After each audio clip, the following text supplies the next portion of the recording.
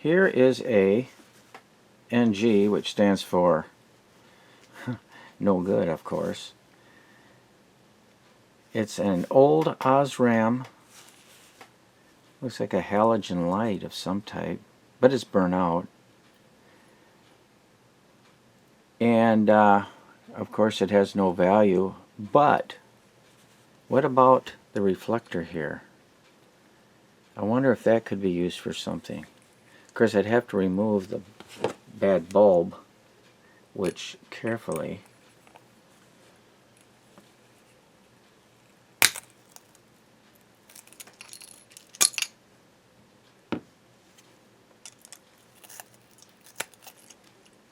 well, if I can do it without damaging the reflector.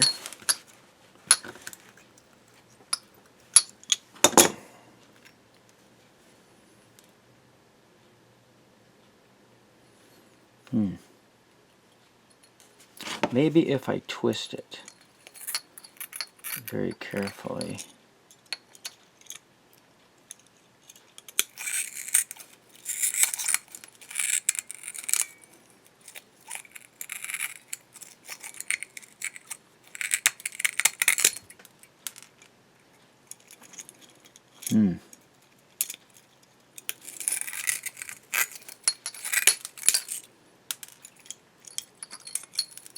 Lots of glass particles.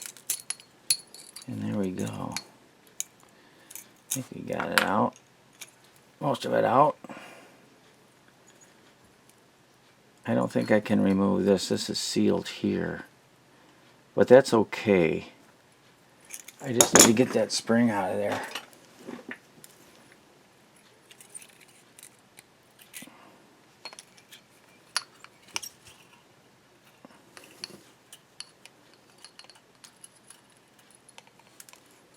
Maybe a little metal fatigue action will work.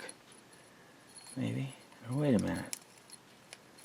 If I can get in here, get a hold of that, maybe I can convince it to release itself.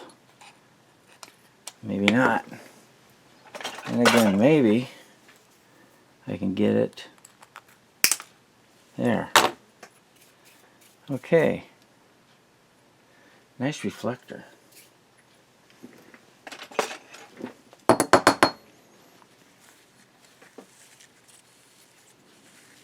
Question is,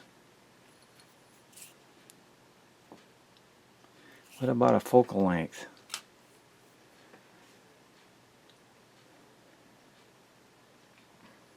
If we mount a device at the focal point of this reflector, maybe we can make use of that as in a detector or an emitter.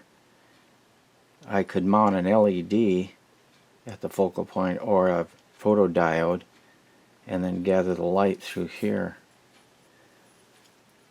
I guess what I'll have to do is set this up in with a light source at a distance so I can get a parallel beam and then see where the focal point of this mirror is. It doesn't look spherical looking at it from the side. Maybe a parabolic shape, maybe? I don't know. I guess we'll find out. Here's the cannibalized halogen light, or whatever the element was in this thing. Real high intensity. This was out of some kind of a projector. Anyway, without the actual bulb, I've got the reflector. Took the glass out the front. So what I'm going to do, I have an LED here, and I'm going to move the LED into the reflector and see what we get on this screen in the back here. So let's see what we get as we move. Here you can see it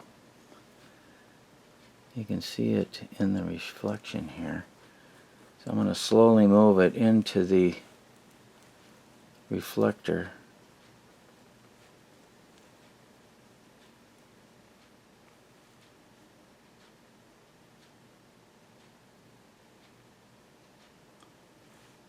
Well, this is just by hand.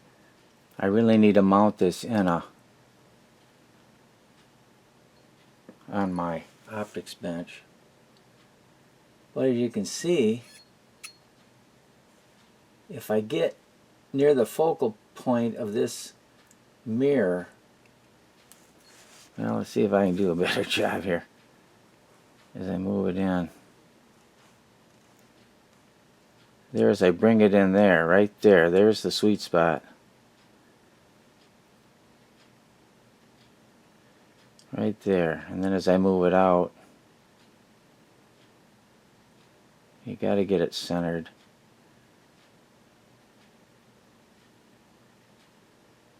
Anyway, if I mount a photodetector at the focal point of this mirror, I should be able to use this as a method of concentrating the return light energy and increasing the range of whatever optoelectronic device I'm using with this. Or I can mount an emitter such as the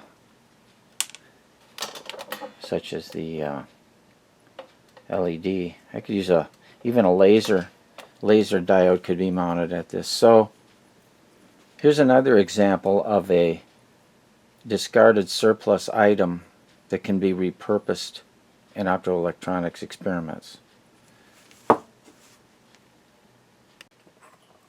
Here's another example. This is out of a defunct hand lantern. You know, they usually have a 12-volt battery inside, and then they have a bulb here mounted at the focal point here, the sweet spot of the mirror. It's another device that can be used. Here's another one with the bulb removed.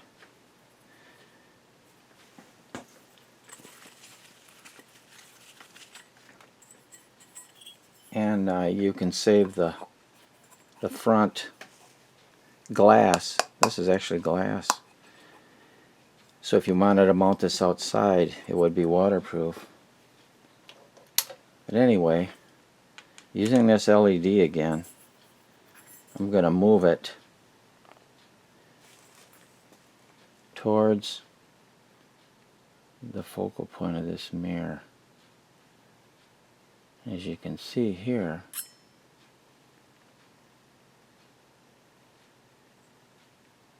it's coming to a focus.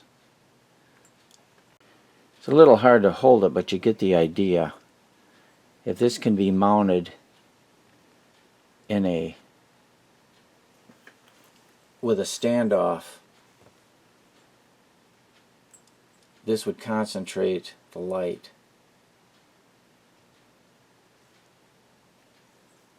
Yeah, I don't have it aligned very good here, but you get the idea. As this thing moves in and out of the focal point, you can see where it'll bring it to a point. There, it's a little more accurate there.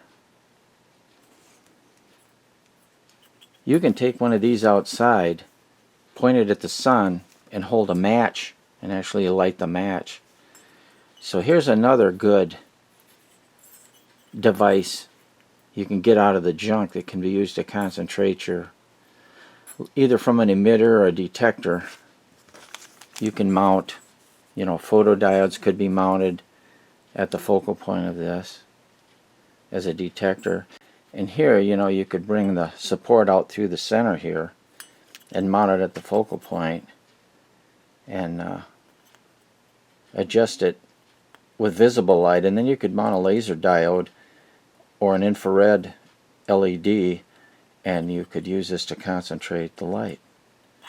Another application.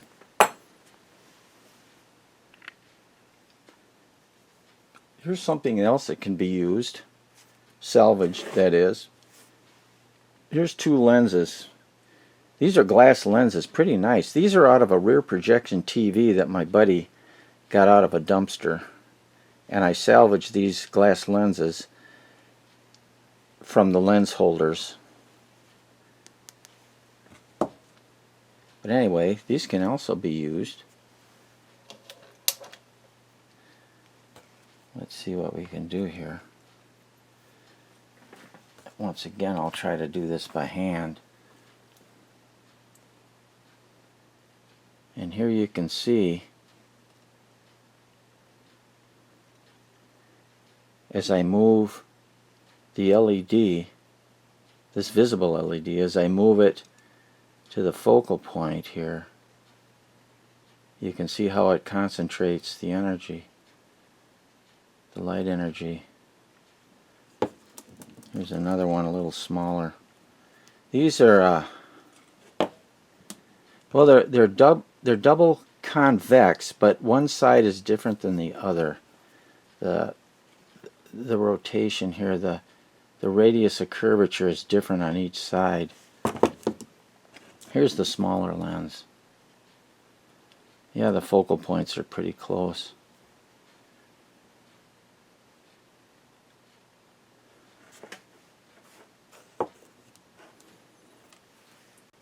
This lens is approximately 90 millimeters, and this one is about 80 millimeters. So yeah, these came out of the junk. They were thrown away. So if you see a projection TV, and they're old and obsolete, but you might still find one in a dumpster, pull out the assembly that focuses the output of the CRTs onto the back of the screen, and you'll find some pretty nice lenses. These are glass. So imagine what they would cost from Edmund Scientific. Here's something I recently acquired that may come in handy in some of my optical experiments. This is a laser power meter I just picked up. It was relatively inexpensive. It was over $100, but not too much more. And evidently this thing will measure the output of lasers. It's got a detector on here with a shield. I may do a video on this, since I recently, here you can see, you open up the window and you can shine a laser into it. Of course, this is picking up just the light from this LED light here, but I'm not sure how accurate this thing is going to be. Evidently it measures up to, I think, like 40 milliwatts. And you can actually set preset wavelengths in here. Here's 520 nanometers, 650, 780, 633. And of course, it's going to respond also to LEDs.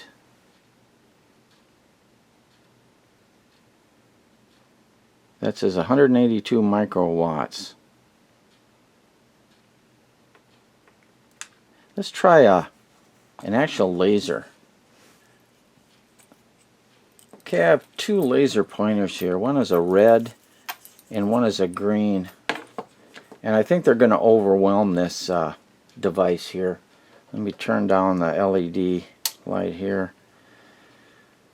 It's picking up ambient light, but when I shine this laser, here's a green laser. Yeah, overload. Yeah, it's way out of the range of this thing. Here's a red laser. Overload, yeah. So this is going to be more for lower output lasers. But I think I'll do some type of shielding for the detector that I can remove ambient light, and then a filter assembly where I can attenuate the light with filters, so I can use a more high power laser. And if I can calculate the amount of attenuation of the filter, I may be able to use this with higher power lasers. We'll see. But I've wanted a laser power meter for a long time. They're pretty expensive, the good ones anyway. This one was from China. But we'll see. I'll do some more experiments with this. I may do a video on this later on as I get more experience with it. Like I say, I just bought it, so it's a learning curve. You really need a way to if not accurately measure, to be able to do a relative measurement to compare different sources. And I've tried that in the past with photodiodes and meters, but you know, it's just a relative indication. It's not an accurate amount here. And for higher power lasers, I may try to do some experiments with some type of a thermocouple device, a thermal device that using a thermistor or bolometer, something like that, that I could use to measure higher power lasers. So keep your eyes open for other optics that you can use in your experiments. They're all over the place. You know, I had an earlier video where I used old binoculars and things like that, but there's a lot of other sources you can use also, so keep your eyes open.